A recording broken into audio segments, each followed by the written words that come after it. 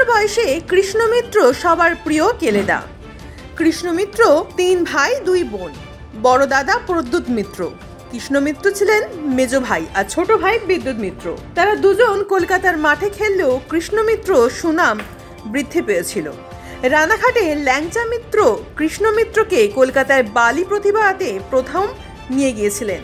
সেখান থেকেই খেলা শুরু। এরপর এরিয়ান ক্লাব, সেখানে থেকে বিএনআর, সেখান থেকে মোহনবাগান। এরপর ইস্ট বেঙ্গল, সেখানে 1 বছর খেলে আবার মোহনবাগান, তারপর এরিয়ান ক্লাব থেকে অবসর নেন। রানাঘাট স্পোর্টিং ক্লাব, রানাঘাট আজীবন খেলে গেছেন। ব্যক্তিগতভাবে আমি একজন আমার শুভানুদ্দায়ীকে হারালাম। আমি পাত্র আমার মতো পরিস্থিতি নেই। কেলেদার আপনার সাথে এই আশা করব কেলেদার যে পরম্পরা খেলোয়াড় নিয়ে রানাঘাটের খেলাধুলা উন্নত করার কেলেদার যে প্রচেষ্টা, সেটা তার ক্লাব স্পোর্টিং ক্লাব সহ অন্যান্য সংগঠন এটাকে ধরে রাখবে এই আশা করতে পারি। আমরা রানাঘাট পৌরসভার পক্ষ থেকে খেল দিবসে আমরা সংবর্ধনা দিচ্ছিলাম, সেদিকে তিনি রানাঘাটে শেষে এসেছিলেন আমাদের কাছে। আমরা সেদিকে আপ্লুত ছিলাম যে কেলেদা এসেছিল আমাদের অনুষ্ঠানে, আমরা মর্মাহত আছি। আর হঠাৎ করে কি করে মারা গেলেন? উনি কি অসুস্থ ছিলেন? না, অসুস্থ হয়েছিলেন, কিন্তু তারপরে রিকভার করেছিলেন। রিকভার করবার পরে তারপরে হঠাৎ আবার কার্ডিয়াক অ্যারেস্ট হয়, কিন্তু তারপরে সেটা ঠিক করে পরে তাকে নিয়ে যাওয়া হয়। নিয়ে যাওয়ার পরেও ডাক্তাররা বলেছিলেন যে উনি তো রিকভার করেছেন, তারপরে হার্টের একটু প্রবলেম ছিল। হ্যাঁ, সেটা রিকভার করেও আবার সেটা রিল্যাপস করলো। ন্যাচারালি আমরা যখন রেনবোতে নিয়ে যাই, আমার জামাই এবং আমার ভাইজি নিয়ে যায় সবাই, কিন্তু সেখানে ডাক্তারগুলো চেষ্টা করলেন, করে দেখলেন যে অনেক কিছুই বলেছিলেন যে আপনার দাদা যদি ঠিক মতন রিকভার করে তাহলে আরও 2-3 বছর পৃথিবীতে থাকবে, এবার আপনারা একটু ভগবানকে ডাকবেন। তারপরে এই ঘটনা ঘটে গেল। বিদ্যুৎদা কত সালে মোহনবাগানে খেলেছিলেন আর কত বছর বয়স? এখন দাদার বয়স হবে 76, আর মোহনবাগানে 73-তে গিয়েছিলেন, কিন্তু 73-তে রেল পারমিশন দেননি। রেল বলেছিলেন রেলের হয়ে ন্যাশনাল খেলতে হবে। তারপরে 74-75 মোহনবাগান, তারপরে 76-এ ইস্টবেঙ্গল, 77-এ চলে আসেন এরিয়ানে। হ্যাঁ, তারপরে 78-79-তেও এরিয়ানে থেকে তারপরে অবসর গ্রহণ করে। আর রানাঘাটে কোন ক্লাবে খেলতেন? আর রানাঘাটে আমাদের বাড়িরই ক্লাব, রানাঘাট স্পোর্টিং ক্লাব, এটা আমাদের বাড়িরই ক্লাব। হ্যাঁ, সেইখানে আজীবন ওখানকারই সদস্য এবং ওই ক্লাবকে মানে নিজের জীবন দিয়ে ভালোবাসতেন সেই হিসাবে। বিদ্যুৎদা ছোটোবেলা থেকে তো দাদাকে দেখে এসছেন এবং আপনিও কলকাতা মাঠে খেলেছেন। এই শূন্যতা কীভাবে মনে পড়ছে? তো শেষ হবে না, কারণ দাদা আমার কাছে পুরো বন্ধুর মতন ছিল।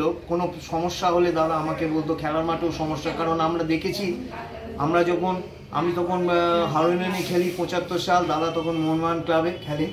আমরা ওই ময়দান থেকে হাঁটতে হাঁটতে আসতাম, আমি স্বপন সেনগুপ্ত, দাদা, গৌতম দত্ত, সুব্রত ভট্টাচার্য, বিপ্লব মজুমদার, এরা সব হেঁটেই আসতাম। তখন তো এত কিছু ছিল না, তখন আমাদের ওই 10 পয়সা বাস ভাড়া, তাও আমরা 10 পয়সা বাস ভাড়া দিতাম না, আমরা হেঁটে হেঁটেই শিয়ালদা আসতাম। তারপর 7:52 ট্রেন ধরে আমরা শান্তিপুর লোকাল ধরে আমরা রানাঘাটে আসতাম।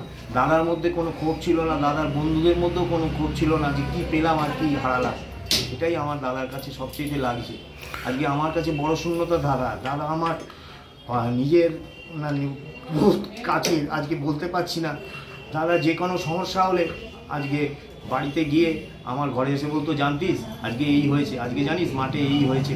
হ্যাঁ, আমি 75 সালে হাওড়া মাঠ থেকে আমরা চলে যেতাম মোহনবাগান মাঠ থেকে সব আমরা হাঁটতে হাঁটতে চলে আসতাম।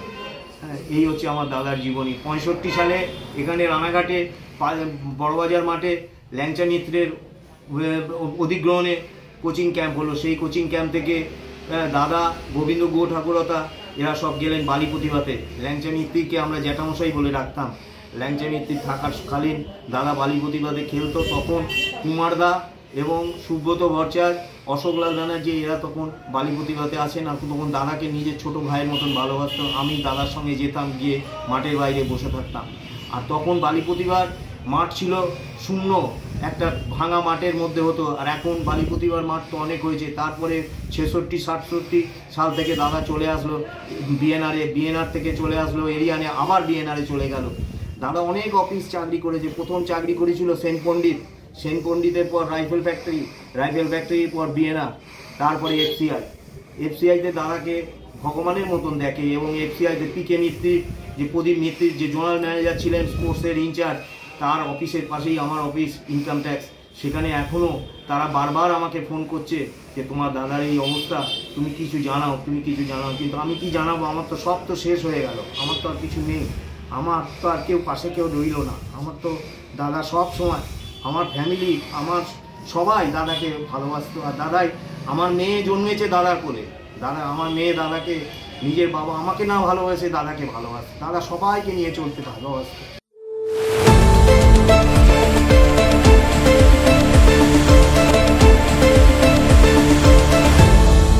আপনারা দেখছেন এই বেলা বাংলা, শিরোনামে সবার আগে।